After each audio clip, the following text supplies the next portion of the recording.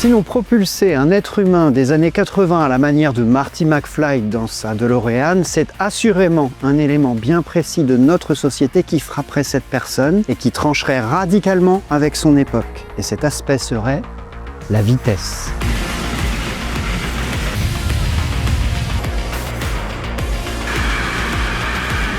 Car de nos jours, tout, absolument tout va vite. Les transports vont vite, les repas vont vite, nos phrases sont coupées, hachées, optimisées pour aller droit au but. Les vidéos YouTube sont découpées de sorte que la moindre respiration soit cutée. Chaque attente devient interminable quand bien même elle ne durerait que quelques secondes. À ce propos, combien êtes-vous encore présent à ce stade de la vidéo? Combien l'ont d'ores et déjà quitté en voyant que son introduction s'étirait au-delà du temps réglementaire? La vitesse.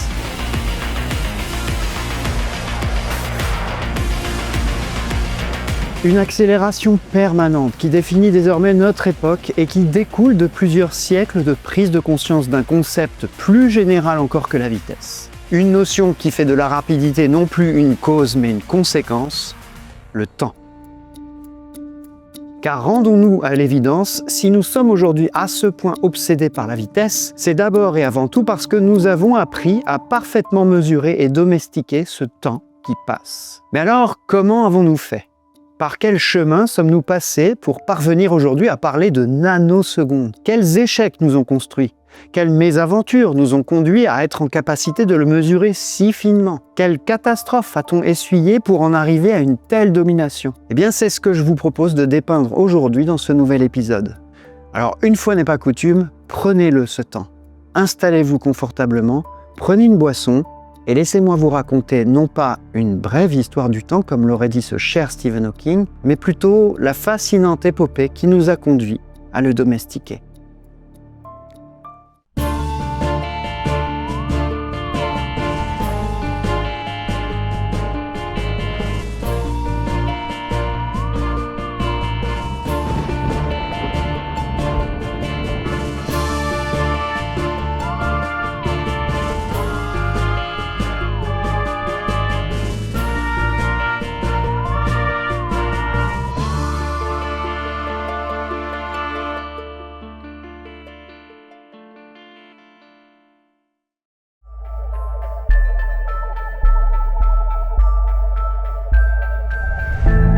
Le temps qui passe est sans l'ombre d'un doute le thème qui m'est le plus cher. Parfois même j'ai le sentiment de parler que de ça. Que ce soit dans mes chansons, dans les pièces de théâtre que j'écris ou jusque dans cette vidéo que vous êtes en train de regarder actuellement, tout tourne dans ma vie autour de cette obsession de toujours profiter du mieux possible de chaque seconde qui passe. Et si j'ai appris une chose à ce sujet pendant toutes ces années, c'est que pour mieux profiter du temps, faut le maîtriser. Et ces quelques minutes qui me sont si chères, comment mieux les mesurer qu'avec le partenaire Holzkern qui me fait le plaisir de sponsoriser cette vidéo. Pour rappel, Holzkern, c'est une entreprise spécialisée dans les montres, dans les bijoux, fabriqués à partir de produits naturels. Et si vous vous demandez pourquoi j'adore les produits Holzkern, vous allez comprendre si je vous dis que pour moi, ils racontent des histoires. Je vous laisse regarder quelques-uns de leurs produits, je pense que vous serez d'accord pour dire qu'en portant l'une de ces montres, vous racontez quelque chose de vous en arborant ces bijoux. En plus, j'ignorais totalement, mais Holzkern en allemand ça veut dire morceau de bois. Et ce logo qui fait penser à des empreintes digitales, est-ce que ça ne peut pas mieux souligner que chaque produit Holzkern est unique? Il y a de la nature chez ces gens-là. Il y a du bois évidemment, mais aussi de la nacre, des perles, des feuilles, des plumes de paon. Et tout ça dans des montres stylées qui fonctionnent soit à quartz, soit grâce au mouvement du poignet, soit tout simplement grâce à l'énergie du soleil. C'est le cadeau parfait, pour soi-même ou pour un proche. Il y en a pour toutes les bourses, et si la mesure du temps n'est pas votre priorité, vous avez également d'autres bijoux qui racontent d'autres histoires, comme les bracelets, les colliers, des bagues, et même des lunettes de soleil depuis peu. Évidemment, toujours avec les mêmes matériaux nobles. D'ailleurs, on a un point commun avec Holzkern, on fête un anniversaire particulier. Cette année, eux, ils célèbrent leurs 10 ans et moi, j'ai pile 50 ans. Alors si vous voulez me faire un cadeau, faites-vous-en un, en commandant l'un de leurs beaux produits. Avec mon code MATADOR et en passant par le lien en commentaire épinglé et en description, en plus de tout ça, vous avez 15% de remise. C'est sympa, non? C'est nos anniversaires et c'est nous qui vous faisons des cadeaux. Allez, je vous prends pas plus de votre temps, je sais qu'il est précieux, et je vous laisse avec la grande épopée de la mesure du temps, ou comment nous sommes passés de la simple observation des saisons à sa mesure avec de si beaux objets. Bonne vidéo!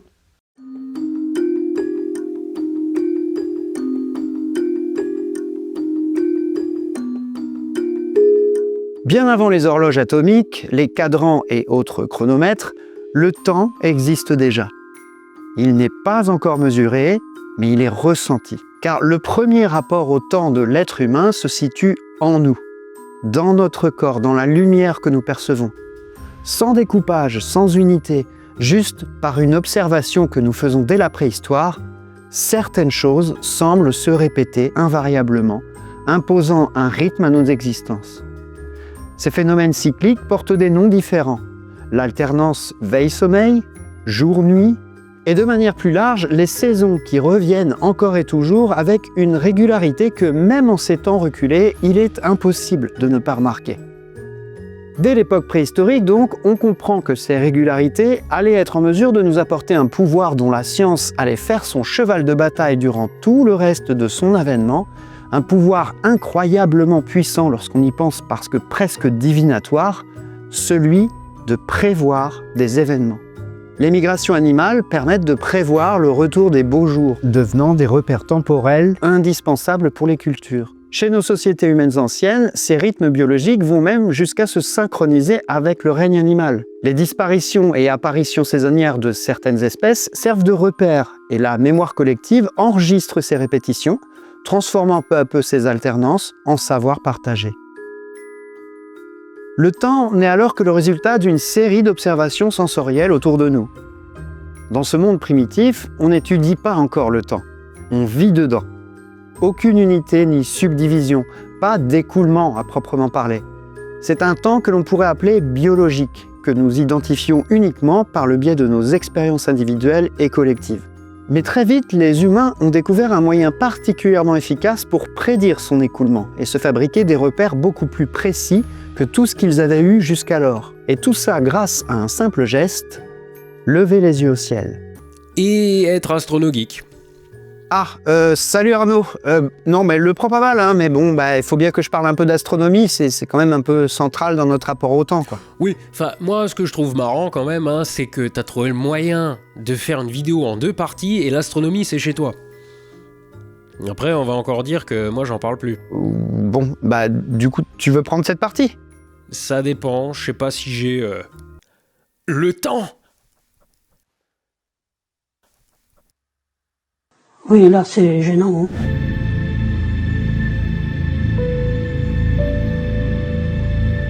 L'instant où les humains lèvent pour la première fois les yeux au ciel pour observer les étoiles constitue clairement un moment décisif de notre histoire, ou plutôt notre préhistoire. Car au-delà de tous ces petits points brillants, c'est notre première véritable horloge que nous avons découvert. Certes, l'observation du soleil nous avait déjà permis de structurer nos journées, mais la simple observation de la Lune et de ses cycles nous ont alors permis de changer d'échelle.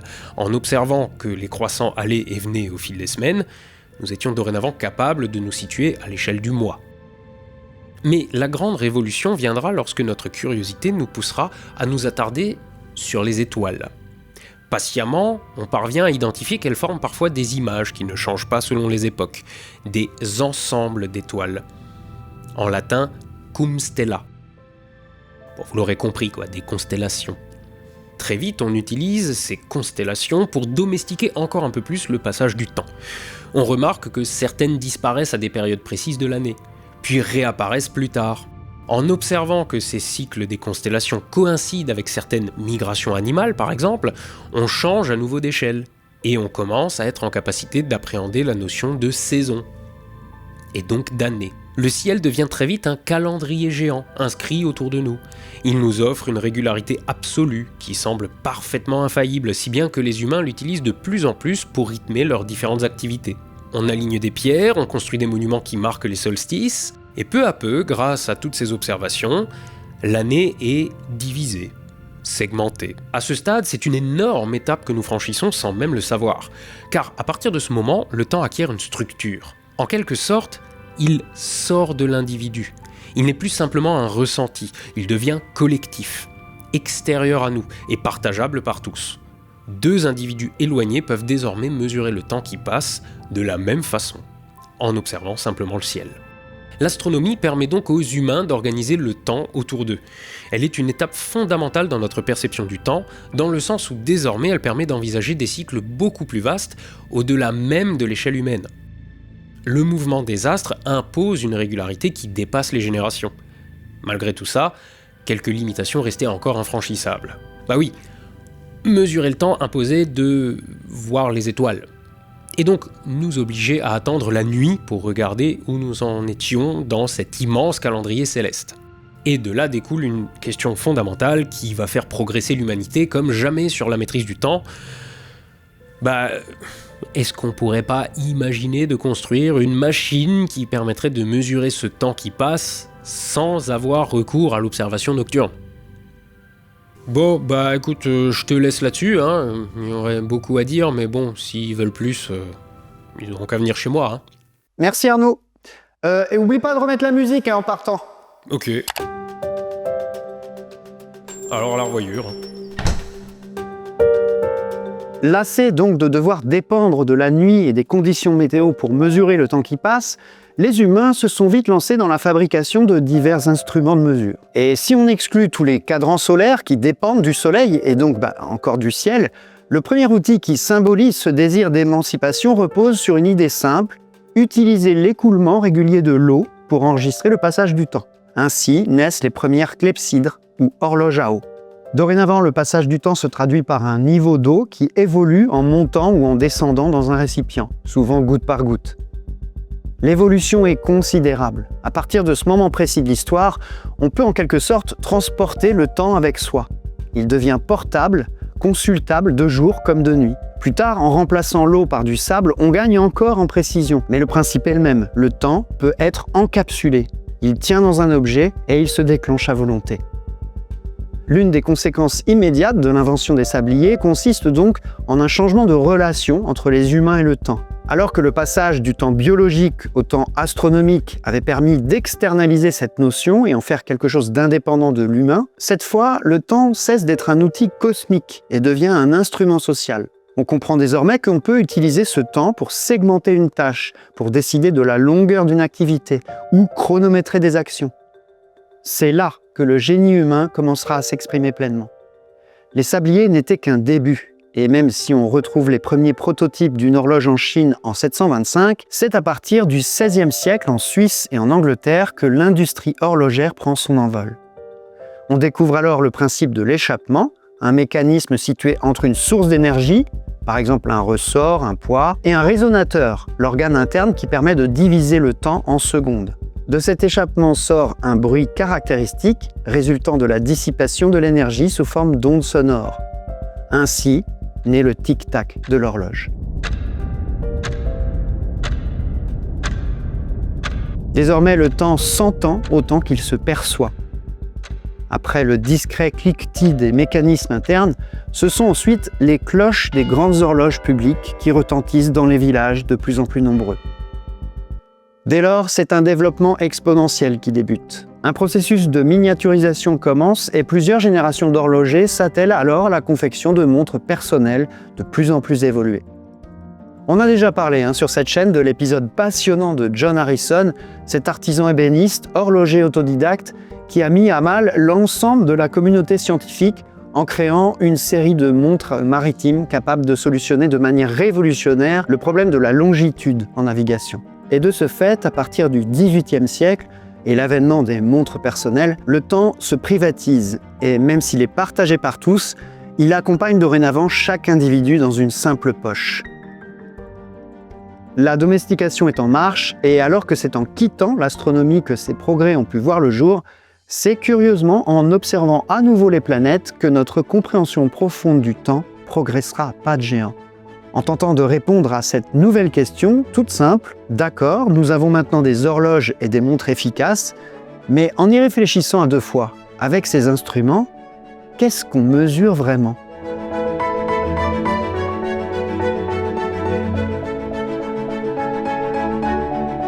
Parallèlement à cette évolution technologique qui mena donc à l'élaboration des premières montres, les différents savants s'étaient depuis toujours posé la question de ce qu'était la vraie nature du temps. L'héritage d'Aristote impose une vision du temps liée à la notion de changement. Il est selon lui le moteur de la vie et il dira que le temps est le nombre du mouvement de l'avant et de l'après. Une prédiction particulièrement visionnaire puisque dès le IVe siècle avant notre ère, donc, Aristote pose l'hypothèse que le temps est mathématisable, résumable en un nombre. Mais la première vraie pierre à l'édifice est due à un homme que vous connaissez à coup sûr, Galileo Galilei, à qui j'ai dédié une précédente vidéo sur cette chaîne où je vous raconte comment il a joué un sale tour à son meilleur ami le pape Urbain VIII. Vous aurez compris que lorsqu'il est question d'étudier le temps, la notion de périodicité est centrale. Or, Galilée, en étudiant le mouvement des pendules, s'aperçoit que la durée d'oscillation ne dépend étonnamment pas de son amplitude, mais seulement de sa longueur. Cette propriété, appelée isochronisme, introduit l'idée qu'il existe des phénomènes naturels capables de découper le temps en intervalles égaux.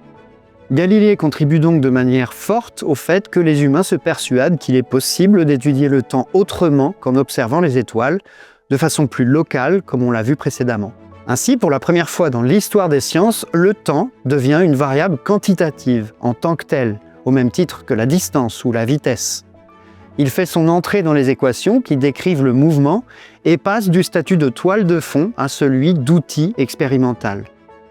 Des découvertes fondamentales qui préparent le terrain pour la plus grande avancée qui aura lieu en Angleterre quelques décennies plus tard, avec celui qu'on considère fréquemment comme l'un des plus grands génies de l'histoire des sciences.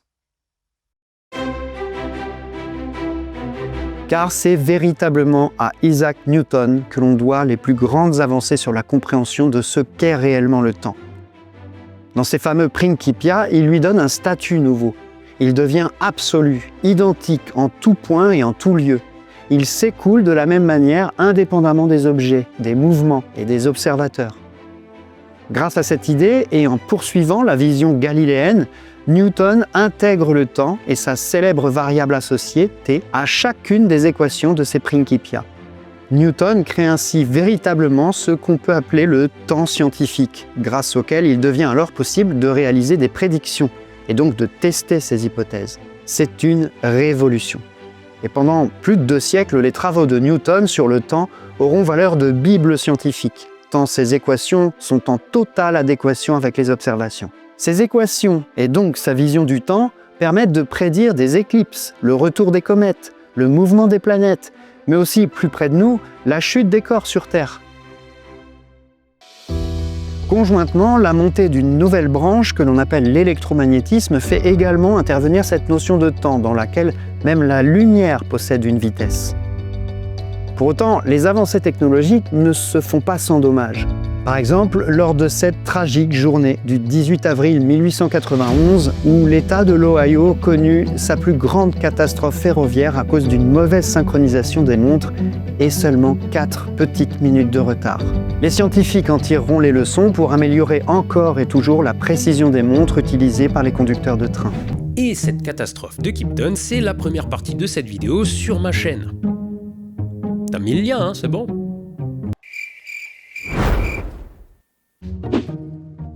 Évidemment, bien sûr que j'ai mis le lien. Tu penses ?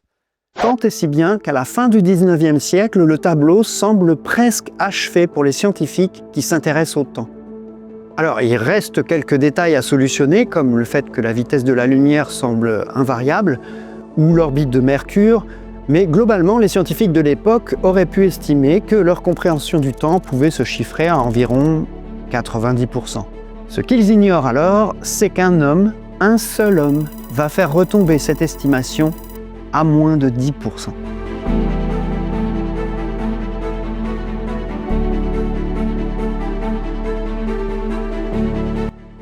Au début du XXe siècle, la mesure du temps est devenue un enjeu mondial. Des fuseaux horaires décrétés en premier lieu pour les compagnies de chemin de fer, suite à la catastrophe de Kipton, qui vous est racontée sur la chaîne Astronogeek, changent la façon dont le temps est perçu par les humains. Tout à coup, il devient une convention collective. Il peut dorénavant être midi sans que le soleil ne soit au zénith. Et l'heure devient abstraite, normalisée. Cependant, pour tout le monde, il s'écoule de manière uniforme, en tout point et en tout lieu, comme l'avait voulu ce bon vieux Isaac Newton. Mais à l'époque, d'étranges hypothèses mathématiques suggèrent qu'il pourrait en être autrement. Le mathématicien Henri Poincaré, notamment, utilise les transformations de Lorentz pour imaginer un temps qui ne serait pas absolu, mais relatif. Et alors que cette vision n'est encore qu'à l'état d'hypothèse, un homme, dans son bureau des brevets à Berne, va totalement rebattre les cartes en imaginant une théorie globale dans laquelle c'est toute notre vision de l'espace et du temps qui est à revoir. Il s'agit évidemment d'Albert Einstein et de sa théorie de la relativité. Là encore, c'est une révolution de pensée. Avec Einstein, le temps cesse d'être un décor immobile dans lequel les événements se succèdent. Il devient une dimension à part entière, totalement liée à l'espace. Terminée la vision newtonienne. À partir d'Einstein, il n'y a plus de maintenant commun à tout le monde. Il existe une multitude de présents relatifs les uns par rapport aux autres. Le temps devient local, dépendant de la vitesse de l'observateur et aussi de la gravité. Bien sûr, cette révolution a un prix. Du jour au lendemain, la notion de temps perd de son évidence. Il n'est plus une simple mesure du changement. Il devient une grandeur physique, dynamique, malléable, influencée par la matière, l'énergie et le mouvement. Parallèlement à ce véritable chamboulement structurel qu'impose la relativité, un autre tremblement de terre va encore ébranler la pensée humaine et notre rapport au temps, la physique quantique. Car à l'échelle de l'atome, les phénomènes ne se déroulent plus de manière fluide et continue, mais par sauts, de manière probabiliste et discontinue. Et alors que la relativité d'Einstein, même si elle remet en cause la vision ancestrale que nous avions du temps, peut se comprendre avec quelques expériences de pensée bien conçues, cette fois, la physique quantique impose un monde totalement contre-intuitif, complètement inenvisageable de notre point de vue macroscopique. Et pourtant, c'est cette physique étrange qui va permettre la création des meilleurs instruments de mesure du temps jamais conçus. Les horloges atomiques fabriquées à partir de ces connaissances sont d'une précision inégalée, qui atteint désormais un niveau vertigineux. Rendez-vous compte, alors qu'en 1891, la pire catastrophe ferroviaire de l'Ohio, qui coûta la vie à 9 personnes, était due à un décalage d'une montre de 4 minutes, les horloges atomiques modernes dérivent maintenant d'une seconde tous les milliards d'années. Si bien qu'au prix d'un coûteux renoncement au début de ce XXe siècle, il semble que cette fois nous soyons plus près de la compréhension du temps que nous ne l'ayons jamais été. De l'ombre d'un bâton à l'imperceptible oscillation de l'atome, l'humain n'a eu de cesse depuis la nuit des temps de tenter de percer les mystères de ce temps qui s'écoule à nos côtés chaque jour. Nous l'avons observé autour de nous, décodé dans le ciel, nous l'avons encapsulé dans d'ingénieux mécanismes et nous l'avons rendu mondial jusqu'à nous apercevoir finalement que nous avions chacun notre temps propre. Malgré les énormes progrès de la science et de la technologie à ce sujet, le temps reste sans doute encore aujourd'hui l'objet le plus mystérieux qu'il nous ait été donné d'étudier. Car on l'a vu, le mesurer ne consiste pas seulement à compter les secondes qui s'égrènent, mais aussi à être prêt à remettre en cause tout notre système de croyances. Mais alors que nous avons atteint un degré de précision démesuré, il n'en reste pas moins que nous disposons, tout comme nos ancêtres, d'une somme de secondes qui nous sont allouées et dont nous disposons librement jusqu'à son épuisement. Et le voici, le véritable paradoxe de cette histoire.